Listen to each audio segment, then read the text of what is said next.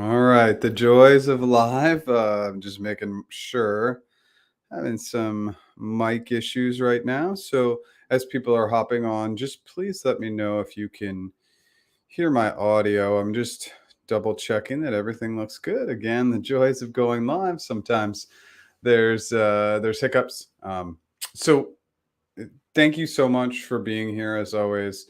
Um, I'm kind of prompting and poking at the fact that 2023 has been a pretty sleepy year for hiring and interviewing and negotiating, but continue to want to show up for the audience and make the best of these live sessions. And so, as you're coming in, if you want to let me know where you're visiting from, all questions, comments are welcome, obviously, with positivity. As many people know who join these lives, I tend to be pretty positive and I love that lens, but not everything we'll talk about will be 100% positive.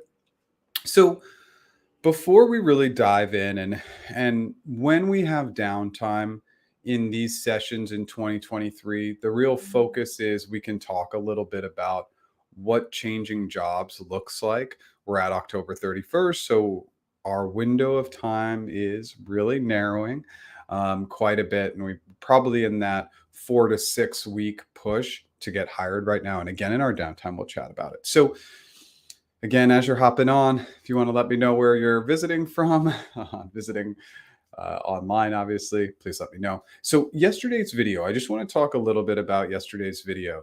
I covered a very common question in yesterday's video, which is tell me about a time you had to deal with an upset customer. But the example was focused in on a sales rep, but really, we could really look at that answer for any role, and then you can pivot and watch that answer and see that that answer would work for any time you have to deal with any upset stakeholder, internal, external, team member, leadership, vendor, contractor. It really could be anybody. So I hope as you watch that video that you'll find that that example has lots of transferable skills. And in our interpersonal behavioral answers, we're really looking to talk about the data, those initial conversations, and then how we execute on that interpersonal strategy to make things better, and then any future pivots. So check out that video. I think it'll be really, really helpful. What else do we want to chat about? Well, as people are coming in, and I see Sarasota and Virginia coming in, um, what else is there to talk about? Okay, so why don't I do a quick prompt on my services, and then as we're waiting for questions to come in, I'm happy to talk a little bit more about what it looks like to change jobs around this time of year. If it's your first time here, my name is Jeff H. Sipe. My business is practiceinterviews.com. I do one-on-one interview and one-on-one negotiation coaching. We also have an interview mastery course and AI.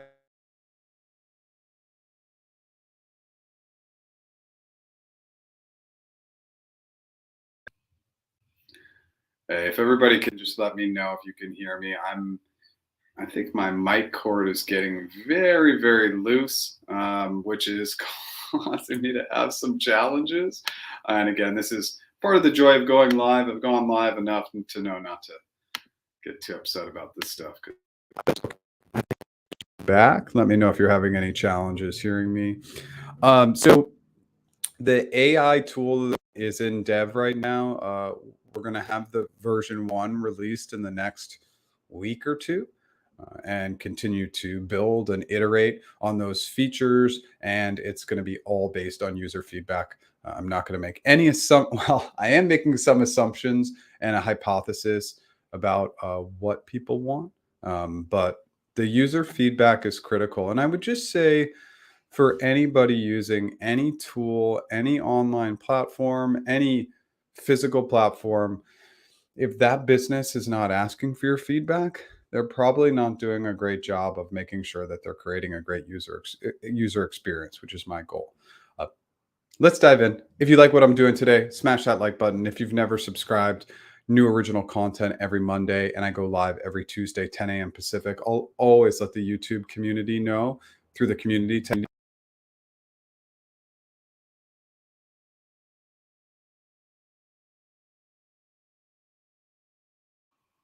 and my mic seems to be having more challenges than normal, and I appreciate everybody's patience. Sorry about this.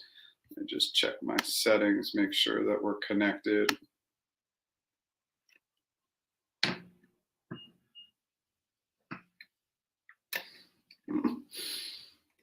All right, let's try this and see if this works.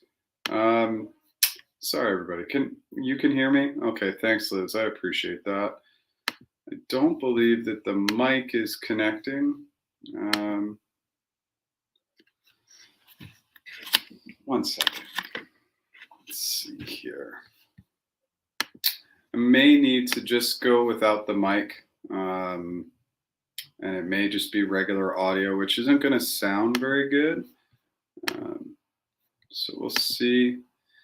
Yeah, my microphone is officially not working. So as long as everybody can hear me, I'm gonna go without the mic, and I'll just continue to. Let's see if this just works. And again, I appreciate everybody hanging out with me. Again, this is the hiccups that happen. Yeah, I'm just going to go without the mic. I guess it's not working. Okay, so let's dive in. Hey, Liz, thanks for being here as always from Sarasota. Hi from Virginia. Hi from New York. Okay, mic is working currently. We'll see how this holds up. But again, I don't think my mic is actually on. So if the audio is not super clear, the richness will just not be there without the mic. Is it typical or strange to start a tech job, but also wait for another offer and do final offers with another? It's not strange, and it's okay. I think that the biggest challenge is a commitment to these organizations who are ultimately going to do what's best for them, given economic times, how they're being driven by the board, profitability, etc. So what does that mean exactly? It's not something that everybody likes, but these companies aren't going to protect you. So if there are economic impacts, they're going to let you go.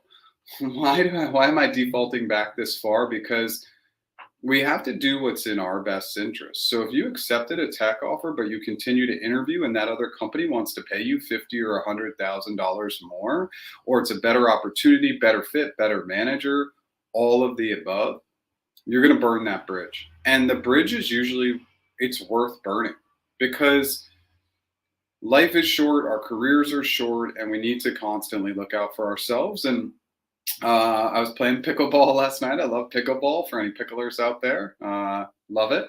But I was talking to this person that I met, and they were saying that they had moved jobs consistently and how that had really helped their comp go up over time. And I said, absolutely. People who move more make more money. Now, it's not all about just making money, but it is really important to recognize that we just have to protect ourselves and look out for ourselves. Not everybody likes that comment, but the reality is that we've seen it recently, that these companies are not going to protect us if the economic times are bad. And, you know, I had a close friend at Google. Well, I had two close friends at Google who were both on maternity leave and got let go while they were on maternity leave. So again, these companies are going to do what's best for the bottom line. And so sometimes we need to do what's best for our bottom line. And this might not just be money. This could be manager. This could be role alignment. It could be all three. Okay. Again, I really wish that I could get, I really wish I could get my microphone working, but today is not the day, unfortunately. And so I'll keep going. Thanks, Liz. The main reason is the instability in the tech market for a more senior position, non-eng, and interest in better benefits and comp already burned by layoffs at a big tech company, thinking of plan B. Yeah, I mean, again, just look at the big picture, determine what's going to be best for you. And the one way that we can burn a bridge but leave on a higher note, you're still going to burn the bridge, is to offer referrals, give them some people who might be able to replace you. Sometimes that can soften the blow a little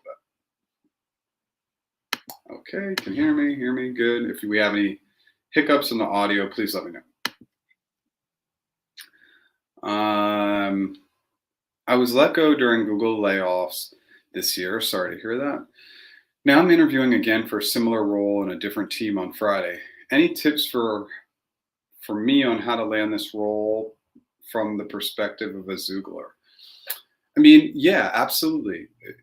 The big benefit is leaning on your internal knowledge, right? You know how the organization operates, you know the ins and outs, and yeah, even if it's not on the same team, it's in a similar role. That's a huge advantage. I'm always going to take the person who's worked in the organization before, and we know a lot of the people that were impacted by layoffs. It was more team driven than anything else. It wasn't a lot of people who were impacted had nothing to do with performance at all. So take that data, and then one of the ways you can have tremendous success is, especially in your behavioral answers, you can say, well, this is an example from my previous time at Google, and then you walk them through those great actions, what you did and how you did it. And then again, on the hypothetical side, you're going to solve like you're in the role. Should be pretty easy. You've done the role before. So what happens? It's easier for them to envision you in the role, therefore setting you up for success and setting yourself apart from other external candidates that just don't have that internal knowledge that they will never have and you do have. So you're really going to rely on that. And again, on the behavioral side, really walking them through what you did and how you did it. And then on the hypothetical side, really solving like you're in the role. And again, that should be an easy translation as well. I hope that answers your question. If you want more data, please let me know. Okay, you have two questions about referrals. My referrer number one was super slow. So I want to pivot to someone else who is less influential and less busy. How do you feel about this? Okay, that's question one. And then let's jump to question two. The recruiter said already too many applicants for the job, but apply again. Does this mean I can go ahead and submit for a new role and I don't need another invite with a link to attach the refer? Well, you always want to ideally attach the refer, right? So if you can take that path, again, it's been a long time. I've been removed for a long time. So what it actually looks like to go through that process. Again, I don't have the visual of that, but if you can go through the refer, and then let's go back to this first part of your question. Yeah, I'd rather take a more engaged referrer. Influence on the referral side, it depends. That can be a little bit hard to gauge sometimes. So I would say work with the referrer who's actually has a vested interest in helping you. That's going to be really important. I just want a referrer who's going to stay on top of the recruiter, poke, be helpful. And sometimes influence isn't that important. Now, if the referrer is coming from the direct team, that can be a difference maker sometimes. But yeah, I just want speed, especially knowing that we're hitting the end of the year. So it's something else to keep in mind.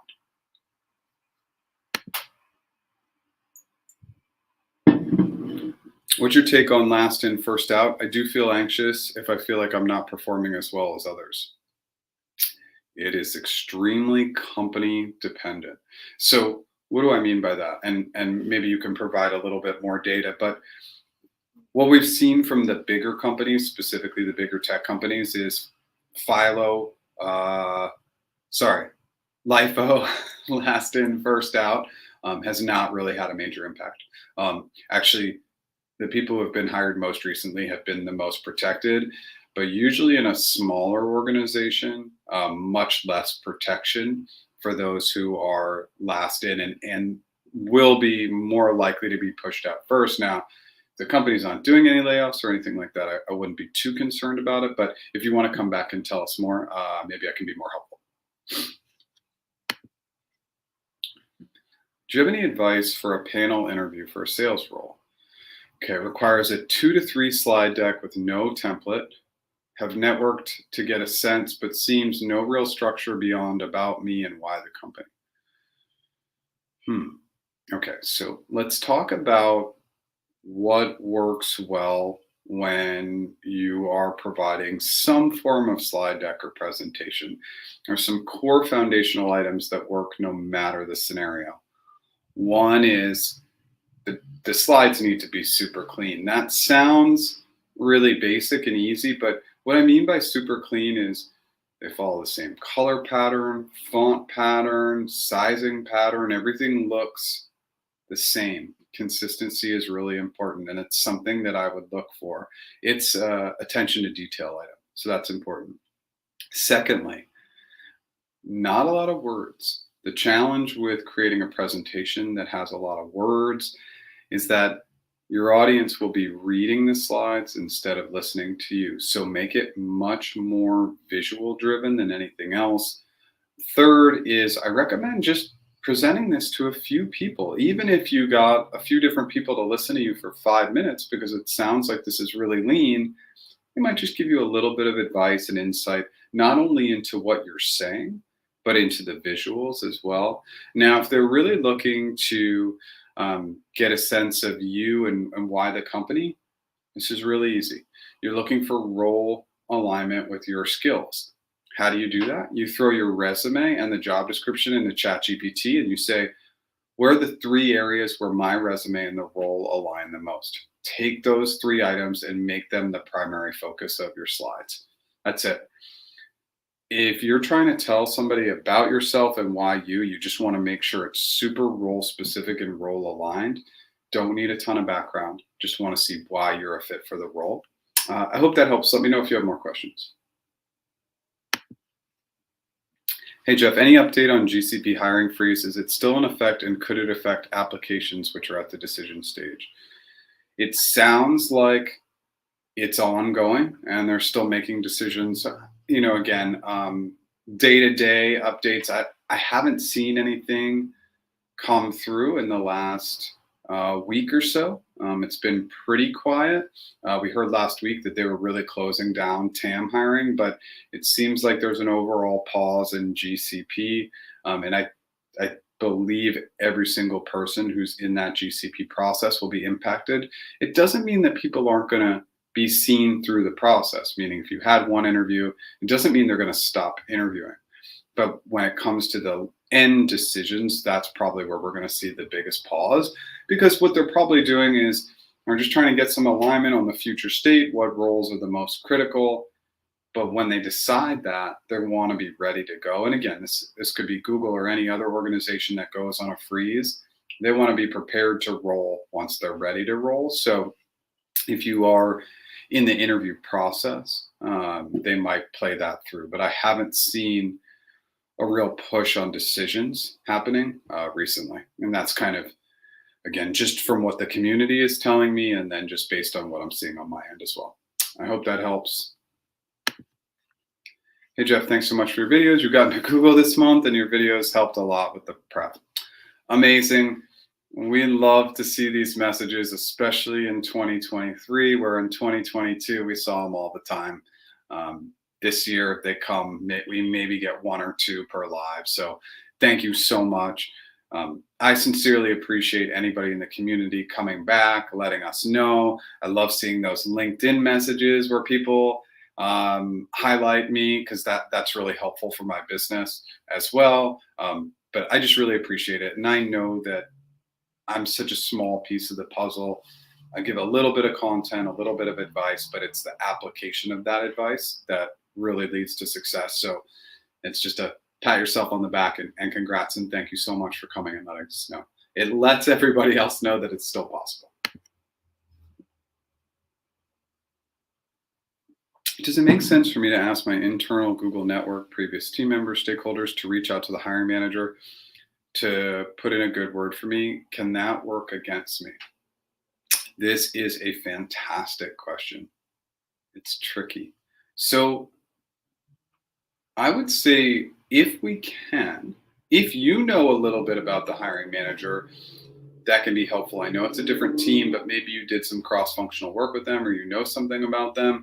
If you have any internal colleagues who know about them, because personality type may drive whether that's actually going to be beneficial or not. So we don't really know if that's going to be beneficial.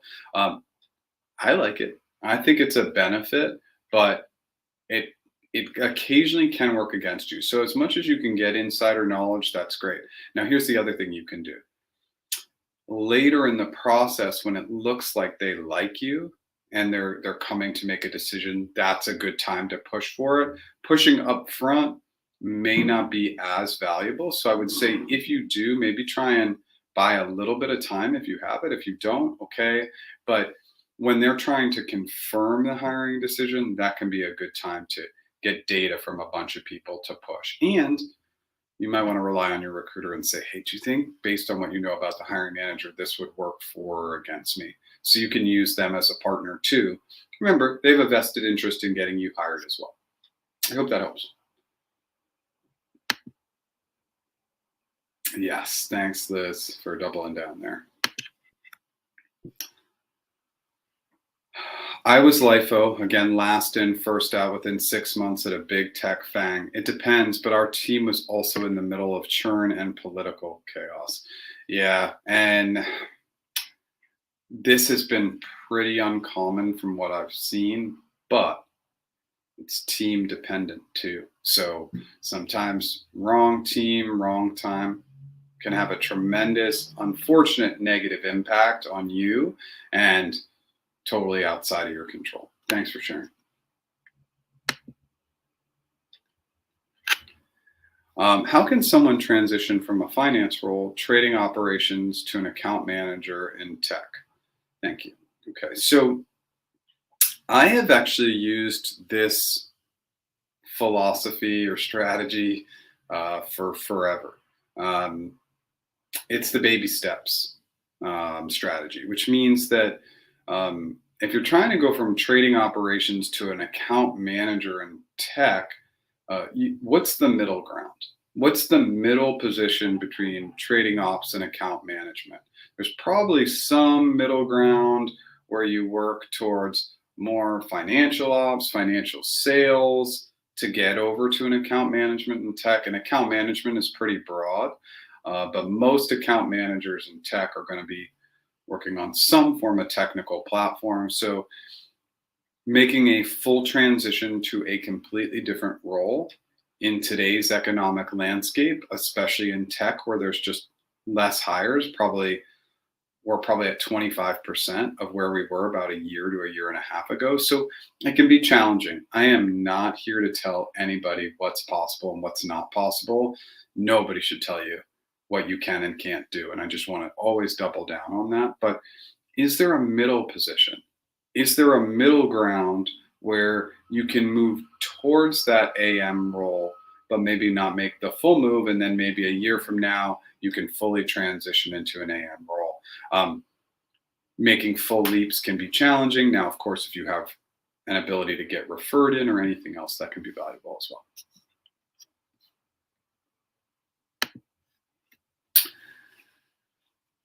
How would you negotiate for a sales role in San Francisco with a salary range of 255 to 370?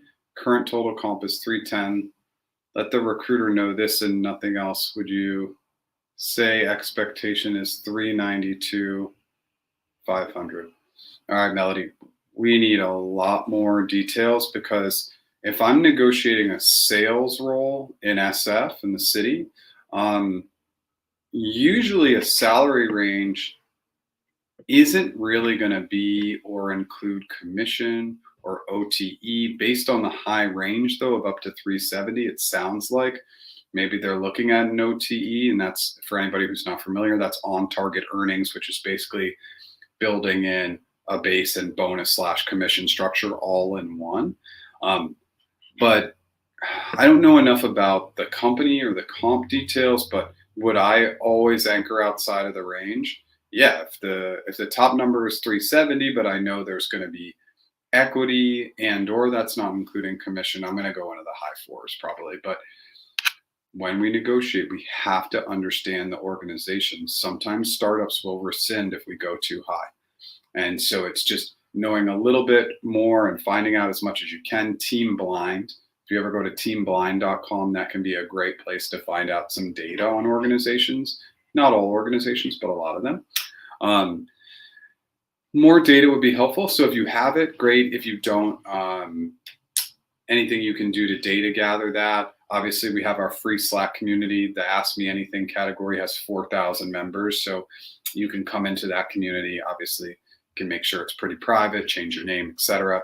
But that's going to be another opportunity if you don't have all that data right now. And if you do, please let us know.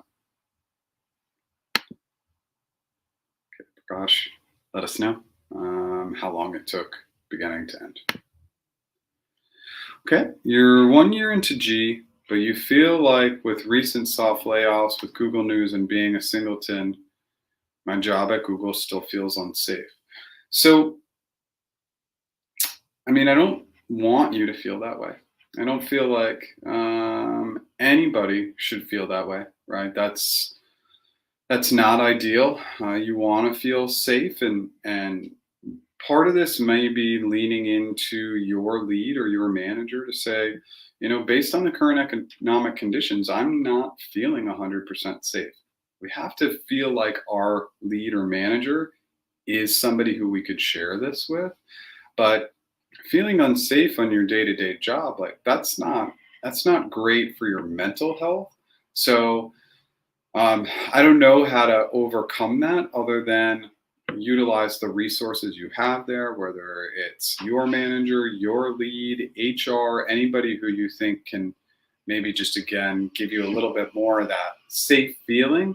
But I don't want you going in the job on a day-to-day basis and feeling that way. So whatever step or steps you need to take to not have that feeling would be really important, because all of a sudden, if everybody who's working at Google doesn't feel like it's a safe environment, that's a major problem for them and for all their employees. I'm sorry to hear that you're feeling that way.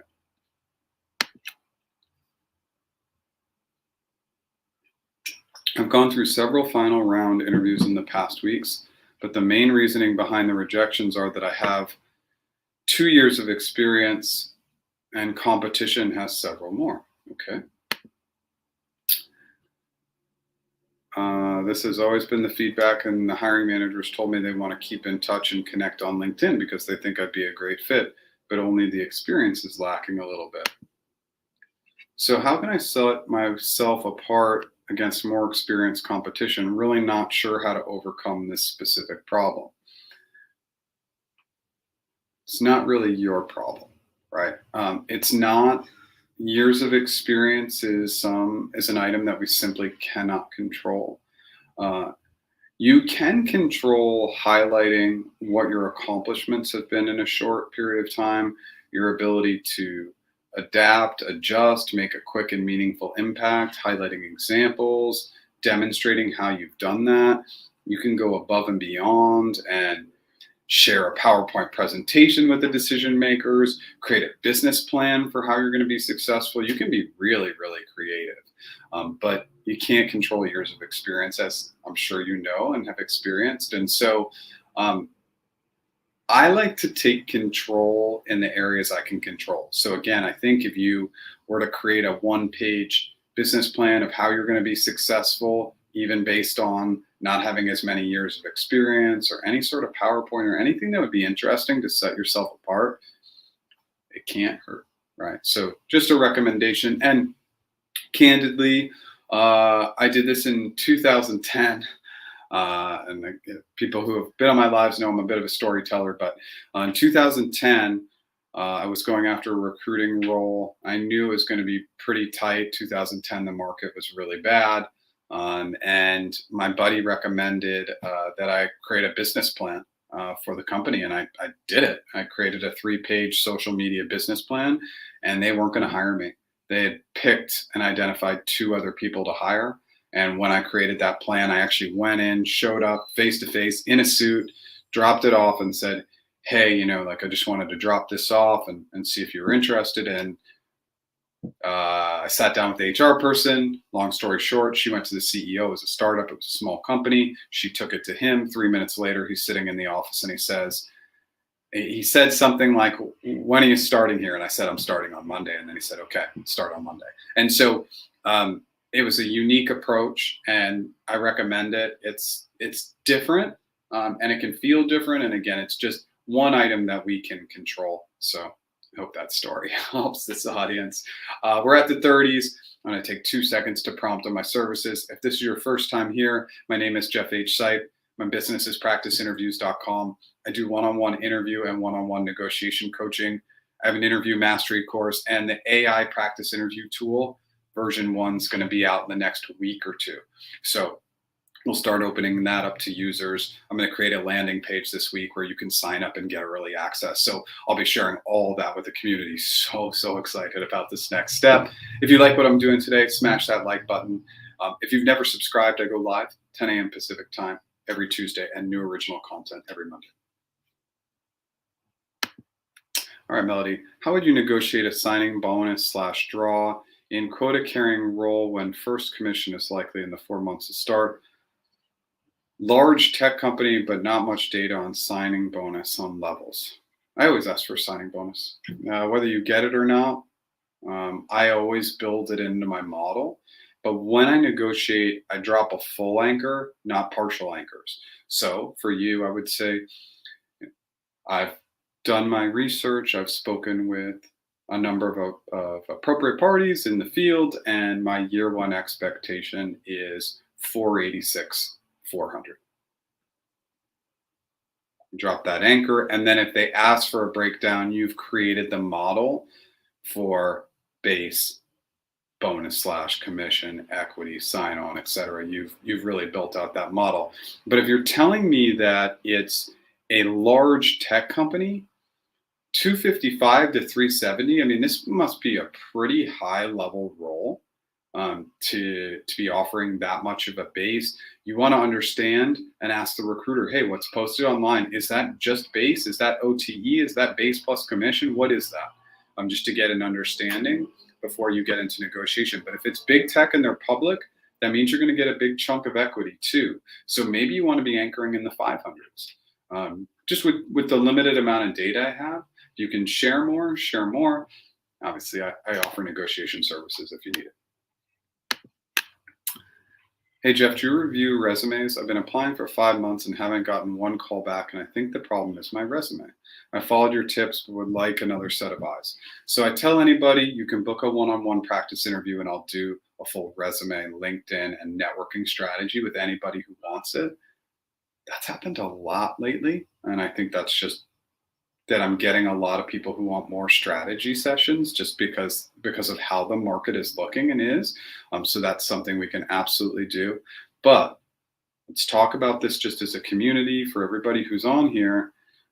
If you've just applied to jobs in the last 5 months, that is a little bit of a challenge because networking should be your default mode and applying should be a secondary. Now it's low-hanging fruit. So I'm not here to stop anybody from applying, but if we're just throwing our application out time and time again, it's probably not going to be as effective. And when you think about your resume, we really need to think about our audience. Our audience is likely a recruiter or a hiring manager. They're going to give your resume 3 seconds. 3 seconds. How do you get them interested in you in 3 seconds? It's a bulleted summary that is job aligned. What does that mean? Probably about 5-ish bullets. None of them go past 1 line, and they are very aligned with the skills of the role. So what do? You throw your resume and the job description into ChatGPT and you say, what are the 5 skills that I have that align really well with this role? Boom, that's your bulleted summary for that job. Because if in the first 3 seconds in the bulleted summary, they're seeing alignment, then they're going to continue to read into your resume. So we always want to think about our audience. Secondarily, unless you are going after a creative role, left to right, and for any language that's not going left to right, the opposite direction, right, but across the page, no boxes. I don't want to have to think about where I have to look because it's a creative resume. And in my 3 seconds, if I'm looking and bouncing all around, I'm done. I'm going to move on to another resume. So I'm always not trying to get so rigid on a lot of the items that resume writers get rigid on, but I am trying to get rigid on the idea that our audience has limited time. And so we're always trying to create a resume that's going to respond to somebody who has limited time. Not respond, create a visual, I guess, for somebody who has limited time. Okay, so yours was a weird scenario, I think. You got through HC last year just before the hiring freeze, had kept in touch with your recruiter. Thanks again, Jeff, all along, and they got back to you recently. Okay. Yeah, I mean, I'm really happy to hear these scenarios where people were impacted by the freeze and we got to 12 to 18 months as we're approaching, but you remained in consideration. That's awesome. Okay, we're back with your husband another week. So, husband asked recruiter directly about the GCP hiring freeze. She completely sidestepped the question and set up two additional team match calls. Does that mean they may resume hiring soon? Maybe. Maybe, right. It's a question I just simply cannot answer. But the fact that your husband got two team match calls, that's huge. So, what do we do in team match or any sort of follow up with a hiring manager, team member, a skip lead? We stand, we show great enthusiasm, excitement, a smile. We have great energy. We have great answers to tell me about yourself, why the company, why the role. And then we ask fantastic questions that start with them. What do you love about the company? What do you love about the role? What do you love about the team? What's the coolest thing you're working on right now? Love, love, love, cool. They're going to start liking you more. Biggest challenge in the team match stage is that it's so self-focused that the hiring manager in particular doesn't get to speak about themselves. I want to know about that hiring manager.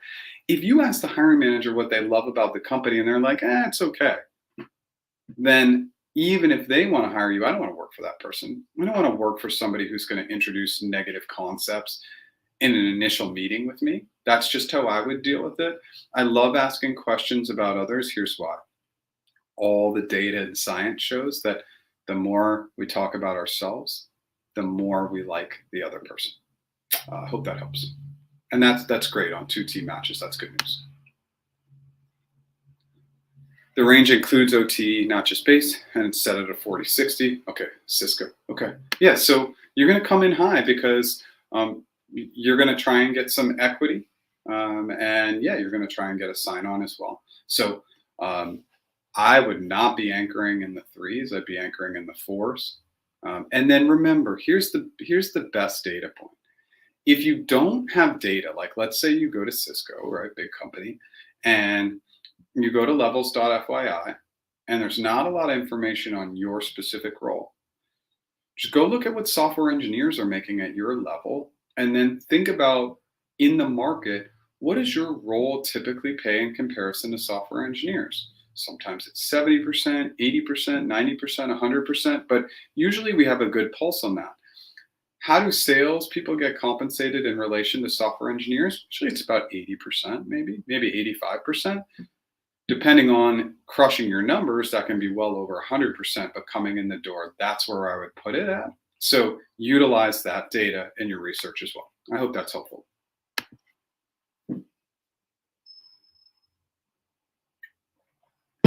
I don't know if it's realistic to feel safe unless you're a life or government employee, given the economic climate and trends. Suggestions for continued networking on LinkedIn, training certs on LinkedIn. Okay, so I think it is really important for us to feel safe. And if we're not feeling that way, we need to voice it with the critical stakeholders who we interact with. Again, whether that's our leadership team, HR, etc. If you show up to work every day and you feel like your job isn't safe, that's a challenge because you're not going to perform at the level you need to perform at if you have that mental uncertainty. It's just the way I'm feeling it and seeing it. And again, I don't want to poke too hard at this, but I think it is important that we feel safe. And yeah, I just think it's an important concept for all of us to be thinking about. So let's go to suggestions for continual networking on LinkedIn. I don't really change my networking model. My model remains consistent always, which is I'm just giving. I'm just constantly giving on LinkedIn, and I never stop giving cool article, cool video. For me, a lot of times it's a recommendation or a suggestion. Hey, if you just made this one tweak to your LinkedIn profile, it would really help you, it would help your business.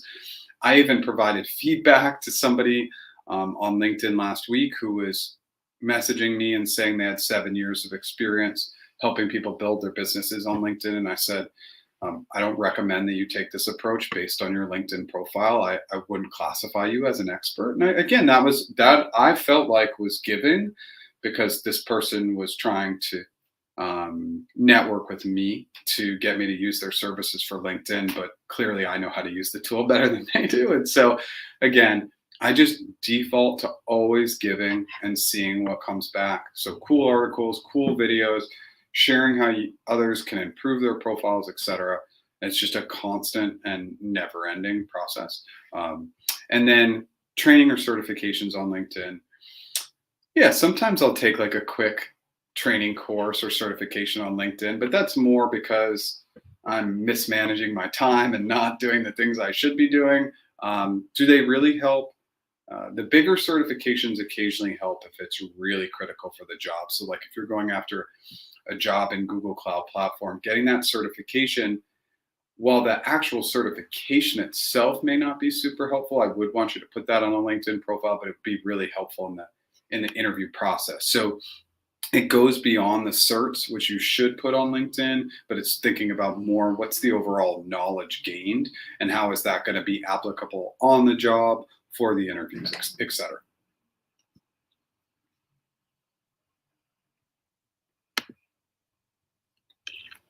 Okay.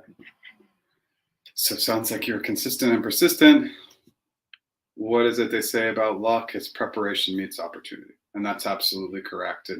And for anybody who's been impacted by the freeze, anything, just if you get a recruiter that's engaged, push the envelope with them.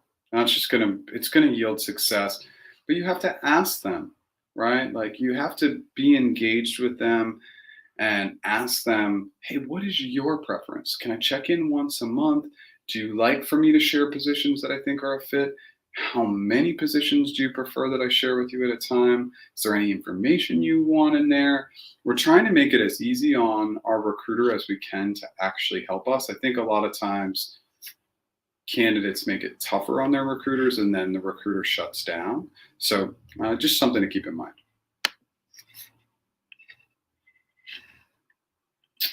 You couldn't find a video on how to deal with team matching calls. What is the best thing you can do in one of those calls to sell yourself, or is the call just a gut check? So if you type into YouTube team match Google, I'm sure I'm probably the #1 video hit, and it's not for any other reason than nobody's done. I don't think anybody else has done a video on it. So if you try that, but my biggest recommendation is great energy, excitement, enthusiasm, build space, stand. Why the role? Why the company? Great questions, and start with questions about them. It is a little bit of an opportunity to sell yourself, but typically the #1 selling piece is that you keep the initial questions really lean, you listen to what they have to say, and then you ask great questions. And obviously, if there is an opportunity to sell yourself, you're going to try to do that. But you also want to adapt to the personality type. If they look as though, and you're just getting the feeling that they don't want you to sell yourself, don't do it. My advice is absolutely terrible across the board. You have to adapt to our audience as well. I hope that helps. Check out that video, though.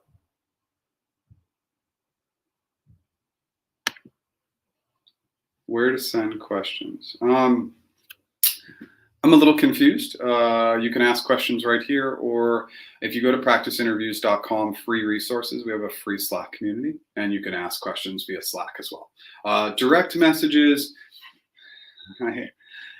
I think this audience probably gets that. I get quite a few direct messages. Asking for a lot of things, which is okay, that's fine. I also get a lot of direct messages giving massive amounts of gratitude and kindness, which I sincerely appreciate. But sometimes in the DMs, I won't get to it as quick as the community will get to it. And oftentimes, especially on Slack, the community can answer questions and get to it quicker than I do. So that's my recommendation. Corey, thanks for being here. I hope you had a great weekend as well. Jeff from LA, my northern neighbor. You finished your final interview for strategy position in G Tech. My last contact with the recruiter was 2 weeks ago. Okay, let's see if there's any additional here. There should be a one of two, but the two didn't come through. Let's just address the strategy, and then if you have anything else. You haven't heard back from them in 2 weeks. So graciousness and kindness. You're just going to check in with them again. Hey, I hope everything's going well. I remain excited and enthusiastic about the role. Just wanted to check in again. If we hit the 3 to 4 week stage, at the 3 to 4 week stage, you're going to use that email. Okay. So this is an offshore team and they respond in 24 hours. And I don't know what the poke is, but that recruiter will get a significant poke. Like, show up, do your job, because always when that email is used, the recruiter will get back to you in 24 hours. Are we totally there yet? We're not totally there yet, but that's just, it's just one area that you can use this and you can have good benefit. There we go. For a second, I just lost my mind and I didn't know how to get back to comments. Sorry about that. But that's what I would recommend.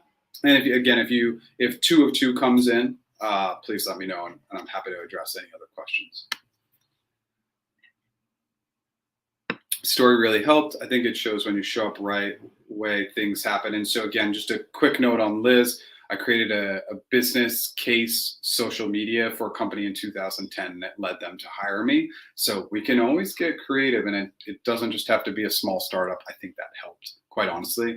But we can do creative things with big companies too. Why not? Worst case scenario, it's not going to be a negative. You provided value. It's a really great and unique tip. Thank you, Jeff. Regarding the business plan, you said you created a business plan for the company. Would you recommend on doing a broad company or role specific? So in this case, mine was more broad, but no, I think the more you can dive into the role, the better. This was just because it was a startup.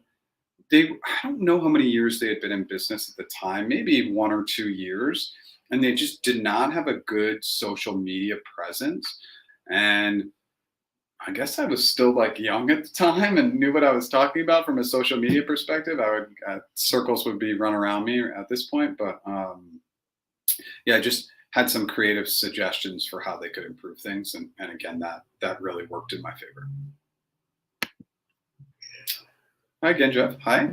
Is it possible you could make a video about resume tips? I know it will be different for each role though. I've done probably at least 2 or 3 videos on resume tips. So, what I always recommend is you can just search my name and then the concept. So you can just put in Jeff H. Sipe, resume, and then my videos will come up. I also have a free resume template at practiceinterviews.com that anybody can use. I also have an article attached to that template so you can read through the steps of what's going to be critical on a resume. I wrote that article years ago. I don't even know what it looks like. So it's definitely not going to have that ChatGPT component.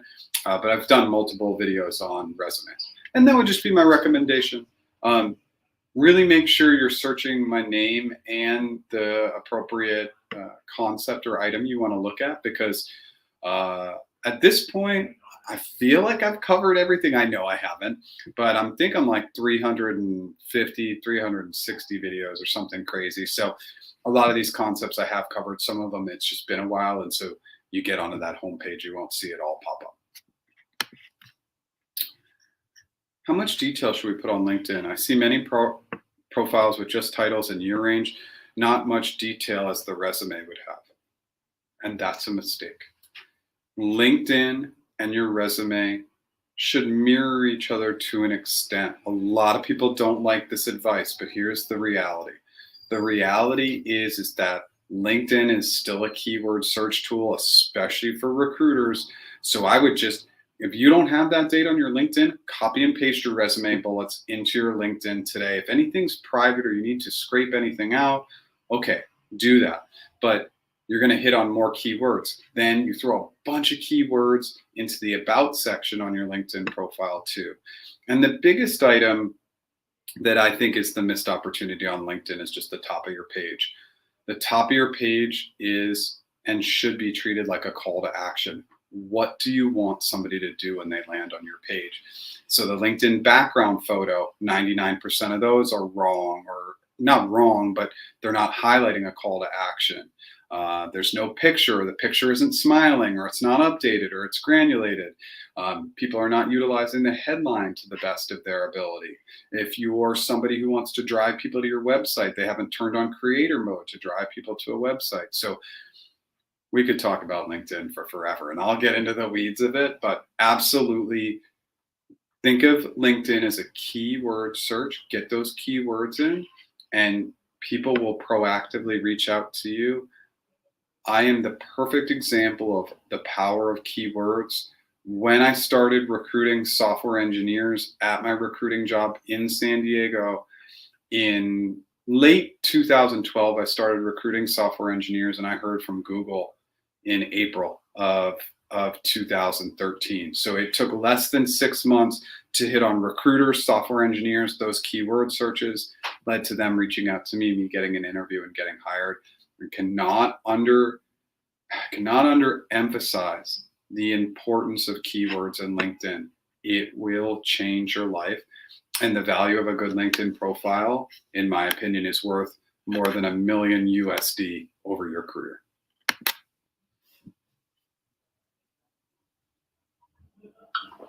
Passed on site at G with great feedback, got 3 team match calls in 1 month, but still haven't been matched. Is something to be concerned about, or just normal part of the process? I mean, I'm only concerned just because I want you to get the job, right? But is it uncommon to have a few team matches and not get matched? No, it's not uncommon. Usually at least one of them, it's going to be role alignment. One of them will probably be like personality alignment. And then, I don't know, something else. Maybe they just have a lot of competitors. It's not uncommon, but just make sure you're pushing your recruiter to get more, because at a certain point, it's going to really, really slow down. Getting 3 is a pretty good number. If you can get a couple more this year, but there is kind of a law of diminishing returns, right? Like once you start having a lot of them, the percentage chance that you're going to get hired goes down, but just keep trying. I've seen people do 10, 11, 12 and get it on the 12th time. Is that common? Absolutely not. Just keep getting after it, and always reflect back and ask yourself, did I do everything required to get it? Did I show up with enthusiasm? Did I show up with excitement? Did I ask any questions about them? Because if you didn't ask questions about them, that's also going to be a flag, or would be a flag for me if I was a hiring manager. I have a bulleted summary, which I tried to match the qualifications and language for each JD. I've also reached out to my network for a referral for most roles. Any other suggestions that might help? Yep, absolutely. You are going to network on LinkedIn with a giving strategy. You are specifically going to target not recruiters. Recruiters are rarely helpful when networking. You're going to target people in your industry in like or similar roles, or hiring managers. A lot of times you're not going to know if they're a hiring manager, but you're going to target hiring managers in roles that people you want to work for, roles you want to go after.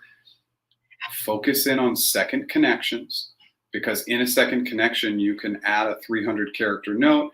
Hey, Sue, came across your profile, just came across this really cool AI article on how AI is changing the supply chain. Just wanted to share it with you. Have a great day. And that's it. Just give. Somebody's going to come back and ask how they can help you. And so that's my strong recommendation for a continued networking approach. Then commenting, liking, posting your own content will also be helpful.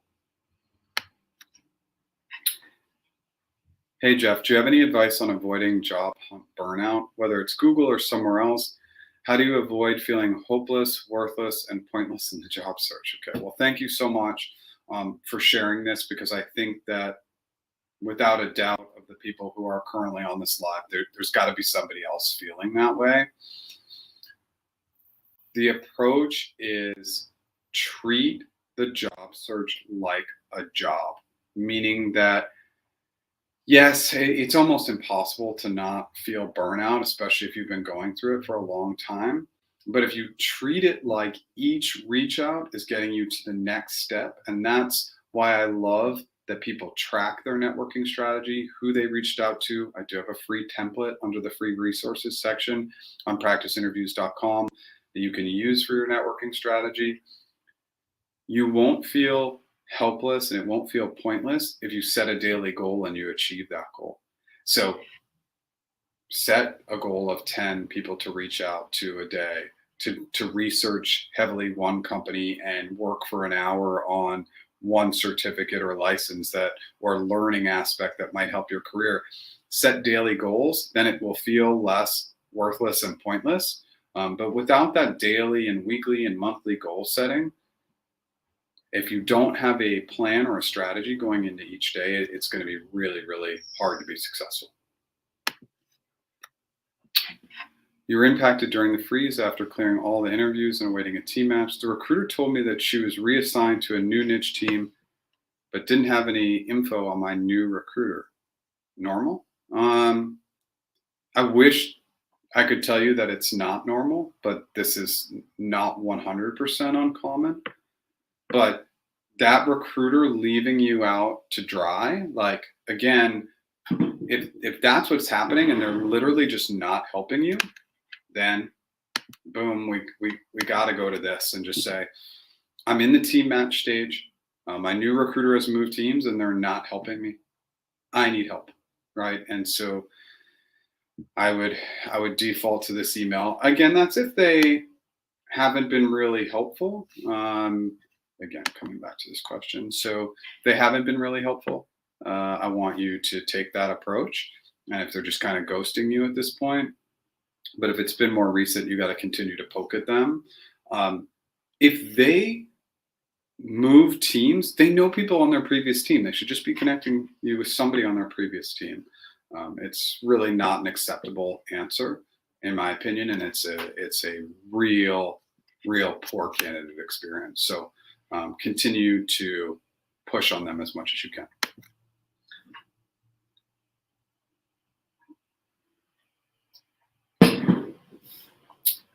Okay, so can you suggest some good sources for Google Code review round for engineering manager role? I'm not an engineer. I mean, I hear all the ones that people like, but the challenge at the engineering manager is that maybe some of the things like leak code might be too simplistic or basic. You're going to have to do probably a large scale system design. But in regards to coding, usually, again, the default is more on a basic level, but at the manager level, they may test on something different. I would definitely just go to the forums and see what engineering managers are liking. I don't have any really specific recommendations. Sorry about that. Hey, Jeff, do you have any updates on when the hiring freeze at Google might be lifted? This is for GCP. I don't have any updates right now. It seems like some team matches are happening, interviews are still happening, but I'm not seeing hiring decisions all the way to offer accept happening. And I have no gauge on the timeline. All I can tell you is typically when they say it's going to be 1 to 2 weeks, which they said weeks ago, it's often 4, 5, 10 times longer than whatever they say. But that's all the data I have right now. If anybody else has any additional data, please comment. Curious if you're seeing anything in terms of recruiter jobs, less openings, more of the same. Also curious if you've seen any new tools lately specifically for TA. You know, the only thing I'm seeing on the recruiter end is that some of my recruiter friends that were impacted specifically, you know, really heavily, I had a lot of friends impacted at Google and Meta, and a few at Amazon too. But I'm seeing that a lot of those people are trying to transition out of recruiting. That's been the biggest trend. A lot of my friends are trying to do more DEI roles and or program manager roles. And that's my strong recommendation. Any cool new trends for TA, honestly, I don't keep a pulse on that.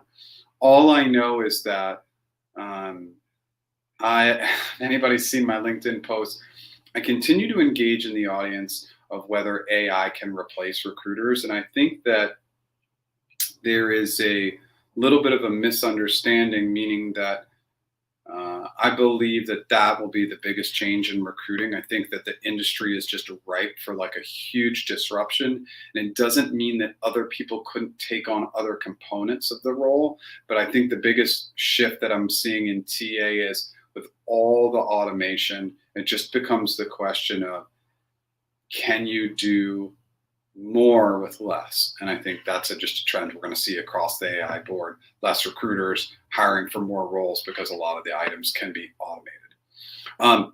We're at the hour mark, and we're going to go as long as the questions keep coming in. It looks like we're starting to roll down. Let me just actually scroll here.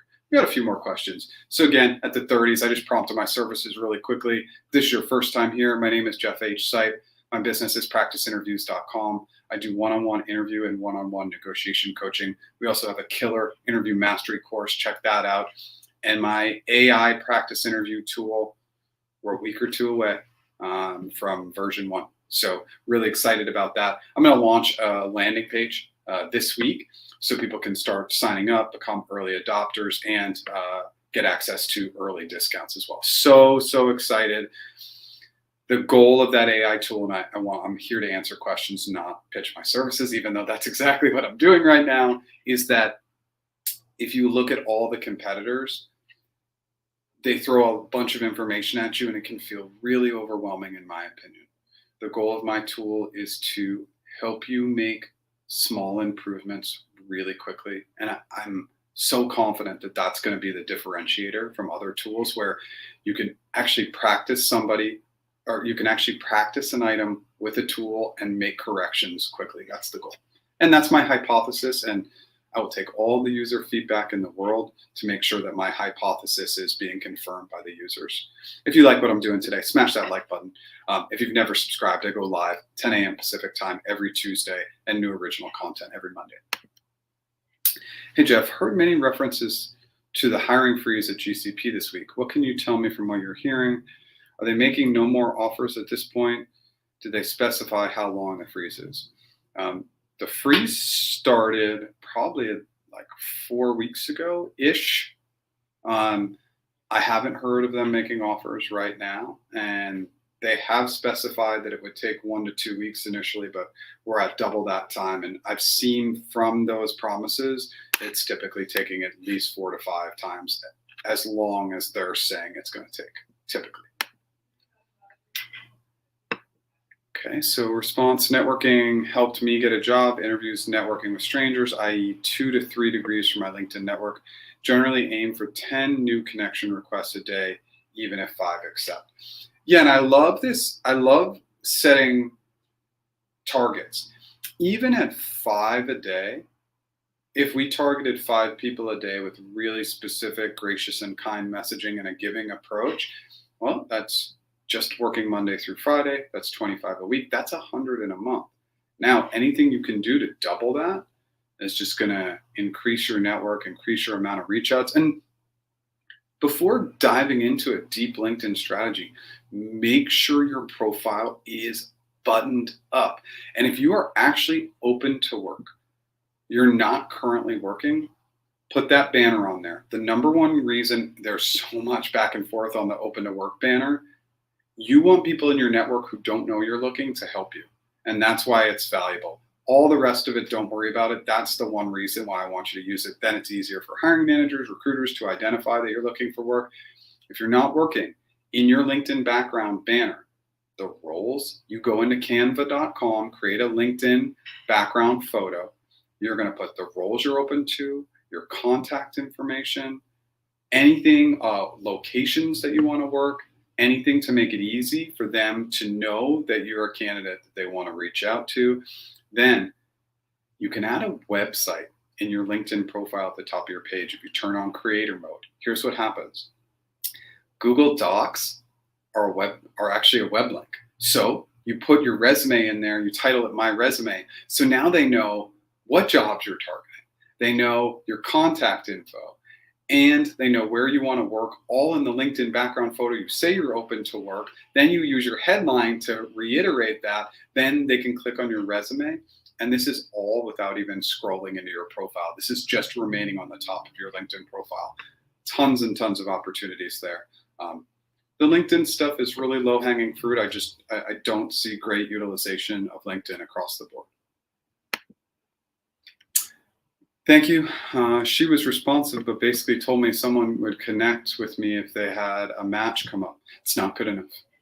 I really appreciate a point of contact. Without a point of contact, what happens to me? It's a candidate experience issue. And you could just say, I'm really hoping to have I had a great, or however you want to phrase this, butter them up. I had a great candidate experience with you, but without a specific point of contact, I'm really in a gray area.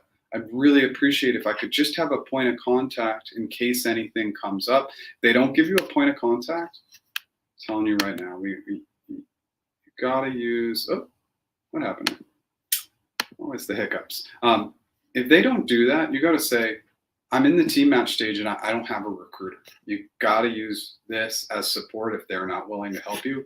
Go back to them one more time and say, without a recruiter, I'm just in a gray area sitting out here in space, and it's not. You got to be really careful to be gracious and kind, but it's not a great candidate experience for you if you don't have a recruiter. You're not going to get a team match because you have to have somebody advocating for you, and that starts with you advocating for yourself, and then seeing if that recruiter will advocate for you as well.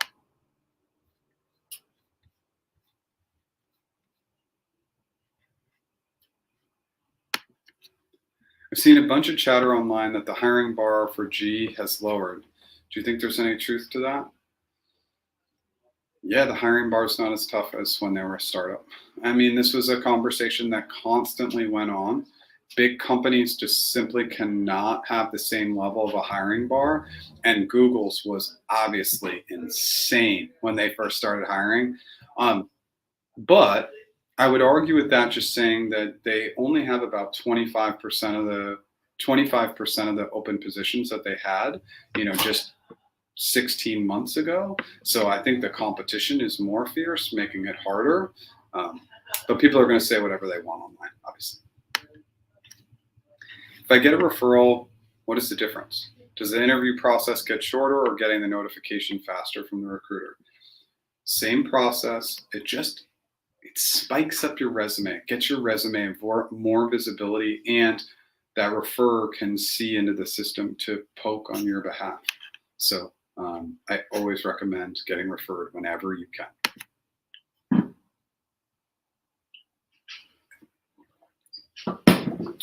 It's tough to get people to respond with a giving model. Absolutely. It is a long-term approach. But if there's the most important thing is if there's no plan, if you're not reaching out to at least 100 people a month, I would really strongly encourage to get that number up to 200 or more. You might only get a couple responses. But the more people you reach out to, create the plan, don't stop your day until you've hit that number. That's going to be the most critical piece. For LinkedIn, how important is an all-star profile? I left my job earlier this year, so I don't have a current employer, so I'm not an all-star. Should I add career break, or would that look bad? Adding the career break is totally unnecessary. So many people have been impacted by layoffs, etc. So I wouldn't worry about that. An all-star profile does not mean employed. It doesn't. I think that this is just not to poke at you, but just to poke at the concept in general. I don't think that being laid off or unemployed has the same negative impact or connotation it used to have, just in my opinion. Hey, Jeff, I was trying to change jobs. You were interviewing for a TAM role in Toronto, and you were told by the recruiter that they have halted the hiring process for TAM. I went to round 2 after clearing round 1, very positive feedback. Do you think that they will have multiple positions starting next year for TAM in Toronto as GCP is growing and having more accounts? 100%. TAM has been the most consistent. Well, that was a weird, that didn't come out right. TAM has been the most consistent hiring role for GCP over the last 16 months. They've hired more TAMs than anything else. I think they're gonna open it right back up. I'm not really concerned. It's just a little glitch, a little hiccup. I think those roles are coming back. Took about 2 to 3 months of consistent networking to see impact in joining membership-based orgs with networking opportunities up. Okay, thank you so much for that. Interviewing for a program manager role in a risk team. First one was with a member of the hiring team, waiting for the result. In the meantime, how can I prepare? They have not said I will have on-site interviews. Prepare like you have on-site interviews, right? Get those behavioral answers down. Focus in on your top 5, 7, 10 examples. Really focus in on your what's and how's.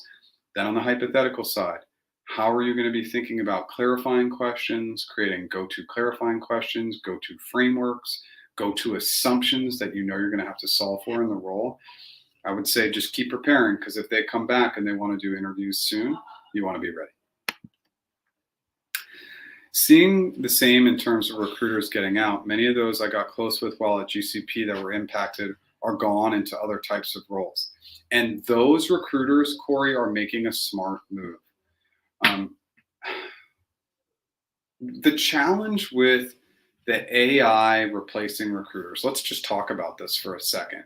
I talk a lot about this, and the people who disagree with it the most, and Corey, you've been very open-minded, which I sincerely appreciate, is that they say, well, people love the human connection.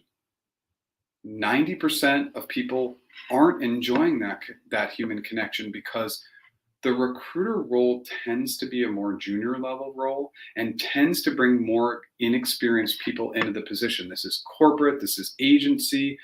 So 90% of people, maybe 95% of people are getting ghosted. They're not hearing back in a timely manner. There's a lack of organization. Somebody like you, Corey, who's a baller, you're not in that category, right?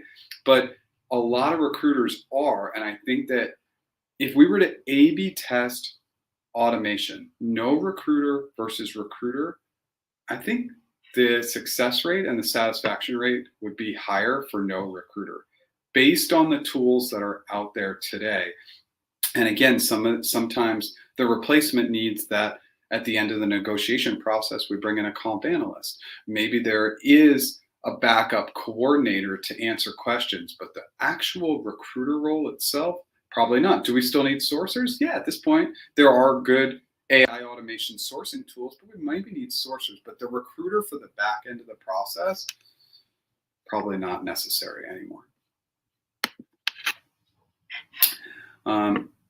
You can ask ChatGPT to provide lead code answers that require memory on optimizations, code stylings. Yeah, the resources are lacking for this interview. Okay, thanks for sharing, Thomas. I appreciate that. They gave me prep material for business interview. The first interview covered all 3 areas. What can I expect in the next interview? Also, how long does it take to hear back? Sometimes in the interviews, sometimes we're given an idea or concept of what needs to be focused in on, but they throw everything at us in any interview. That's just preparation. We just want to be prepared always for anything. How long it takes to hear back after the first interview? Total wild card. No idea, no clue.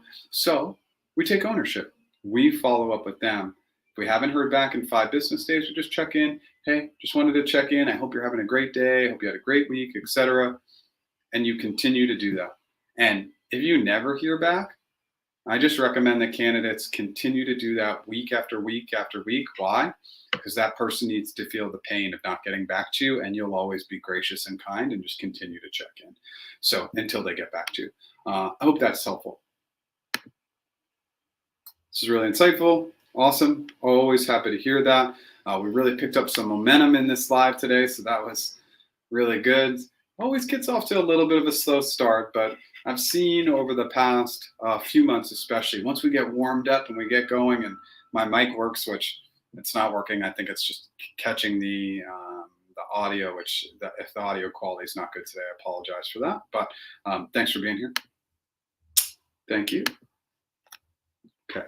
I found a position that I'm interested in. Okay. I've invested and found out that this position is a replacement since the person resigned. The position has been open for over 5 months. Okay. And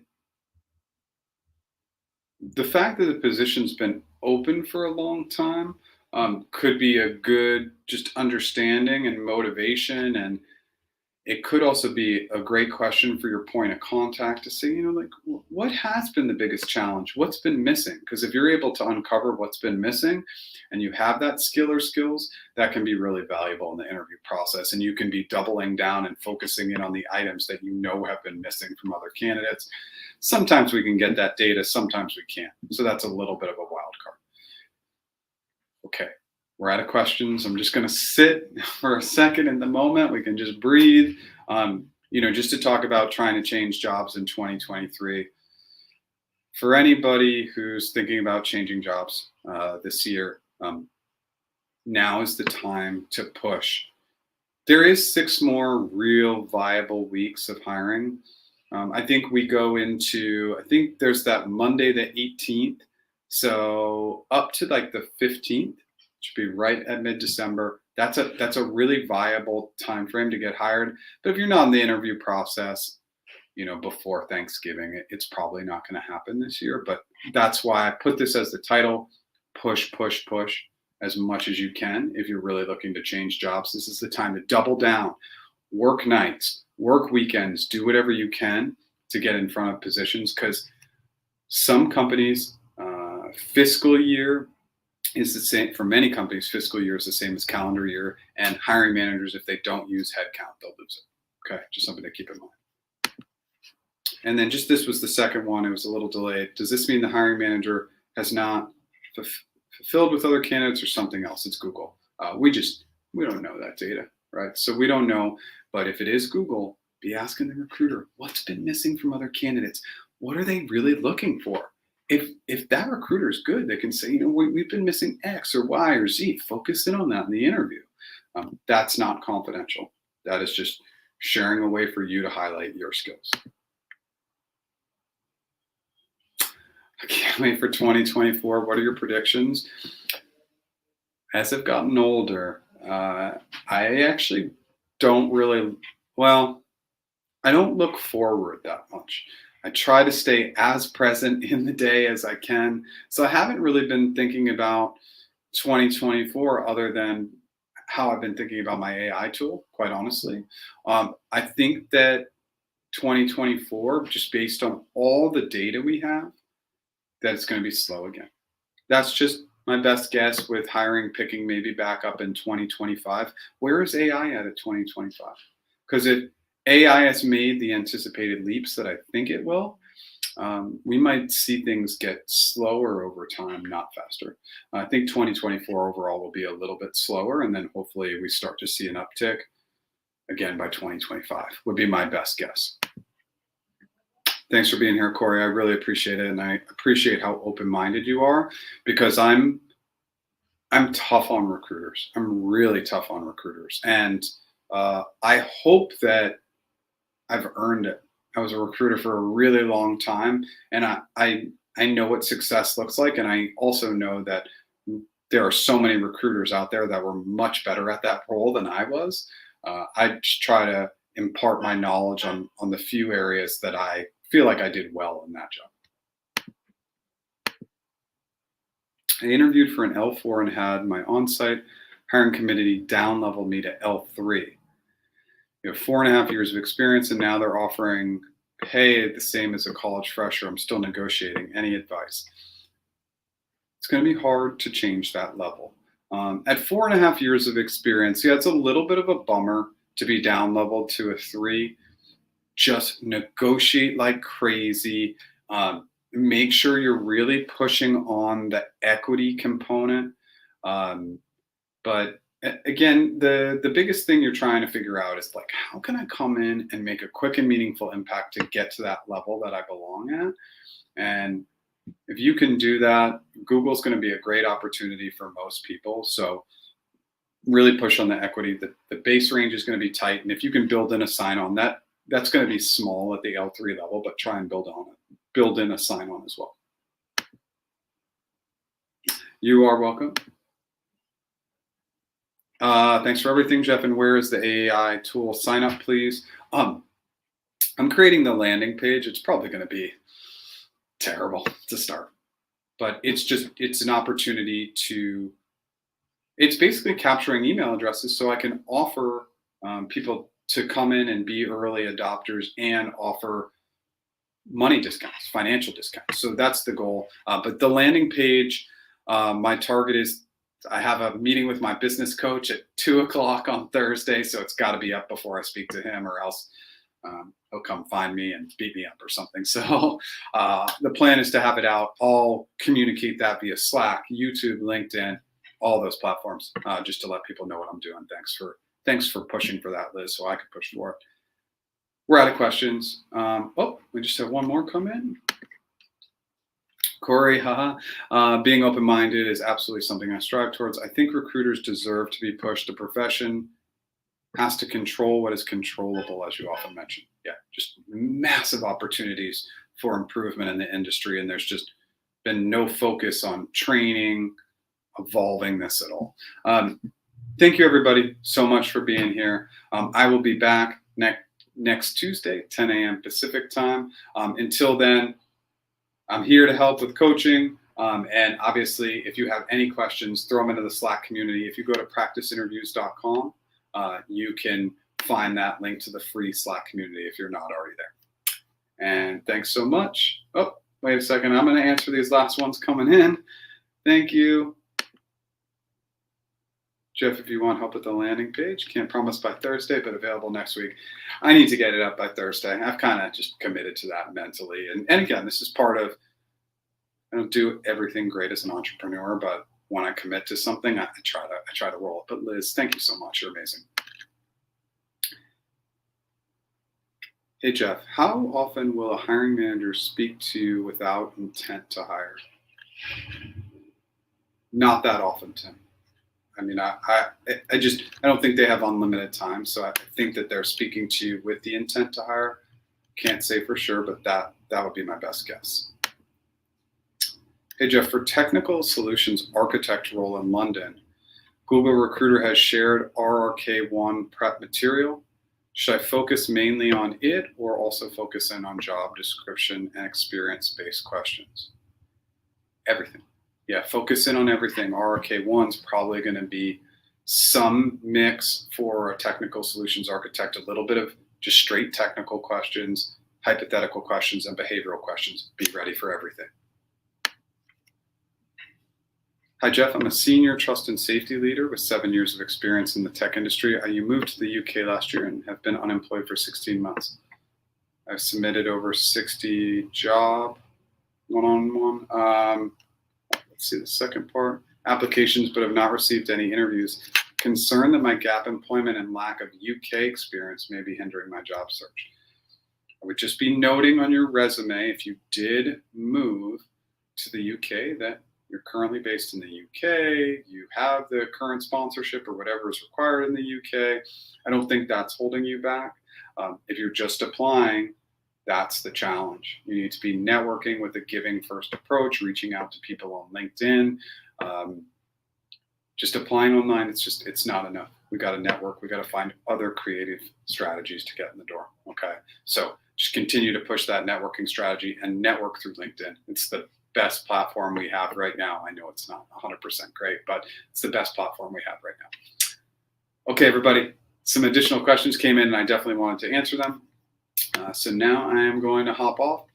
Have a fantastic day. I will be back next week at 10 a.m. Pacific time. If you have any questions in the meantime, please ask them in the Slack community. And if you haven't joined our Slack community, go to practiceinterviews.com and free resources and you can sign up there. Have a great day.